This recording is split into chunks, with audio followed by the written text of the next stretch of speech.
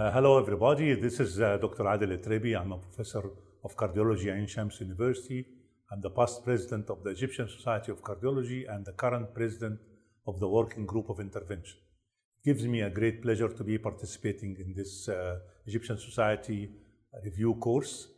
Being an interventional cardiologist, I'll be concentrating on invasive management, and today's topic is invasive management of ST elevation myocardial infarction, novel insights. I tried in this lecture to give you a hint on what's new in vascular access data, complete versus culprit-only revascularization, the stent preferences, would it make a difference, the antiplatelet strategies and what's new in strategies, whether to keep it for a while, for a year or 3 months, and finally anti-inflammatory treatment with the new inflammatory theory of ruptured plaques and acute infarction.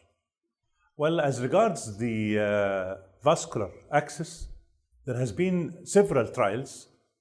They're all directed towards a better outcome with radial versus femoral, including the famous Matrix trial. In the Matrix trial, if we included BARC, which is the type of bleeding, radial was better than femoral access as regards bleeding, as regards the general MACE, and significantly better. The primary outcome of mortality was not really affected with femoral versus radial. The Safari trial have changed it a little bit. What we are used to know, that radial is better than femoral, but in the Safari trial, there was no real difference between both radial and femoral approaches as regards all-cause mortality and major bleeding, and even all forms of bleeding. And this was explained by that the operators doing the femoral were actually expert operators in femoral, and at the same time they were using closer devices in most of their cases. But by the way, femoral is as good as radial as long as you have the experience, except for maybe local vascular complication. And this is the new trial that was done in the JAC 2020, and you can see here there was no any difference in bleeding tendency between radial and versus femoral, although there was a trend that the femoral axis had more non-CAMH TME major and more transfusions, but anyhow they did not reach significance. So for the time being, radial in acute coronary syndrome is better, but these better aspects are related mainly to vascular complication rather than mortality. When it comes to complete versus culprit-only revascularization, which is also a hot topic, because sometimes you are obliged to do one vessel and sometimes you do the 3 vessels. So the complete trial was exactly testing this aspect, and you can see here from this slide that the primary endpoint of cardiovascular death or new MI was better in those doing multi-vessel or non-culprit lesions, and if we add restenosis, then it will be even better at 3 years, and the number needed to treat are 13. And they noticed also in the complete trial that the differences were only achieved after 45 days. You can see now the curves are separating after 45 days and not immediate from complete revascularization. And they concluded that the benefit of complete revascularization on hard outcomes emerges mainly over long term, more than 45 days. And there were no statistically significant difference in safety outcomes. This is important to know, that there was no real safety issues between randomly allocated therapy, complete versus culprit lesion only, in either the end hospitalization or after discharge non-culprit PCI strata. And this is a very important trial also, which is called Compare Acute. And this also tackles the same problem of complete revascularization versus culprit lesion only. And you can see here they added FFR for the decision making, and it seems that FFR guided complete revascularization is definitely much more better as regards MACE compared to infarct-related only treatment. So there is actually more and more evidence that complete revascularization in STEMI patients can really save lives and can really do better, specifically if it's FFR-guided complete revascularization. And this is also a very new study published in the JAMA in May 2020. It's also comparing complete versus culprit lesion-only revascularization, and it seems also that they move in the same direction, that that complete revascularization is better than culprit lesion. As regards myocardial infarction, as regards target lesion revascularization, and this is a very huge meta-analysis, and it comes to the same conclusion that complete revascularization in acute MI or ST elevation MI is better than culprit-only revascularization. When it comes to culprit shock sub-study, the culprit shock was different than the complete in ST elevation, because if the patient is shocked, then culprit only might be better than complete revascularization. You see here the log ratio, except if there is left main. If there is left main culprit lesion, then the mortality is higher than other lesions. And when compared to multivessel PCI, when there is a lesion in left main, then it's higher than culprit lesion only in left main, and multivessel even without left main. So complete revascularization in shock, if left main is not involved, have the same value as non-culprit or culprit only in shock. So we know now that radial access is preferred during acute coronary syndrome, specifically ST elevation, and it's the one of choice if post-thrombolytic therapy. But this was not at the expense of increased mortality, but only for bleeding and vascular complications. And if the femoral access is done by experts and by the use of closure device as in Safari trial, then there was no real difference even with bleeding. As regards complete versus culprit only revascularization, all studies show that in acute myocardial infarction, it's better to have complete revascularization, whether at index procedure, during hospital stay, or during the first 3 weeks of infarction, compared to culprit only. And when it comes to stent preference, then there are new data comparing the Synstrat biodegradable polymer stent, which is our Zero stent, compared to the durable polymer everolimus stent, which is known as Science, which is the gold standard stent. And this is the first study to show that there is superiority of Synstrat biodegradable polymer stents over the durable polymer everolimus stent. And this superiority was as regards major endpoints, but not for post-definite or probable stent thrombosis.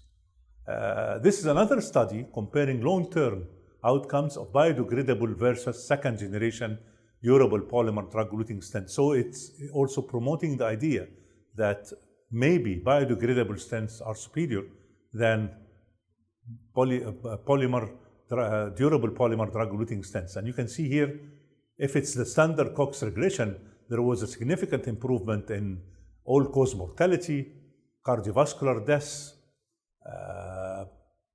heart failure, rehospitalization, stroke. When it comes to adjusted analysis, then the all-cause mortality and the cardiac deaths and the major adverse cardiac events and major adverse clinical events were significantly better with the biodegradable stents. So the verdict is, if you're going to use a stent in acute myocardial infarction, of course second generation are okay, but if you use a biodegradable polymer stents, you would have definitely better long-term results. Okay, when it comes to antiplatelet strategies, we all know that we were all using clopidogrel as the standard P2Y12 inhibitor used for acute myocardial infarction.